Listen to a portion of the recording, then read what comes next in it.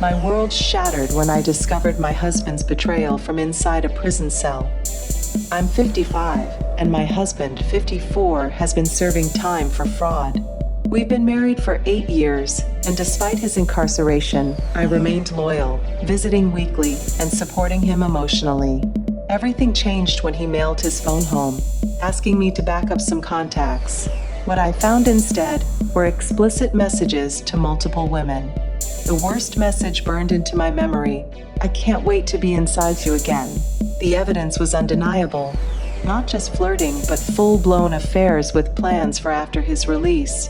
I was devastated but refused to break down. Living outside Nashville, with everyone knowing everyone's business, I knew I needed a strategic approach. I immediately consulted a lawyer but decided not to confront him yet. His mother was dying, and despite his betrayal, I wasn't heartless enough to abandon him during that family crisis. Instead, I implemented the gray rock method, becoming emotionally unavailable while appearing normal during visits. Meanwhile, I meticulously planned my exit strategy. I opened separate bank accounts, documented all our assets, and started selling his possessions, the tools, electronics, and collectibles I had purchased for him over the years. I found the perfect living situation: a gorgeous 2024 camper with everything I needed. No rent, minimal utilities, complete freedom. I continued visiting him in prison while his mother's health declined.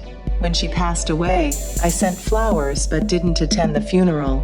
His sister called me selfish, but when I mentioned the other women, she went silent. 3 weeks later, I filed for divorce papers. They were served to him in prison, causing such a scene he was placed in isolation. Meanwhile, I embraced my new beginning. I took up photography, something he always dismissed as a waste of money, ironically purchased with funds from selling his tools. 4 months later, the divorce was finalized. The judge expedited the process given the circumstances, and my ex's attempts to contest it fell flat when my lawyer presented evidence of his affairs. My ex was released 18 months ago and tried to find me, even showing up at my sister's house demanding information. She called the police. He's since moved on with one of the women from his phone, and from what I hear, they seem miserable together. The best revenge wasn't some dramatic gesture. It was simply living well, focusing on myself, and discovering that what I thought was the end of my life was actually just the beginning of a much better one.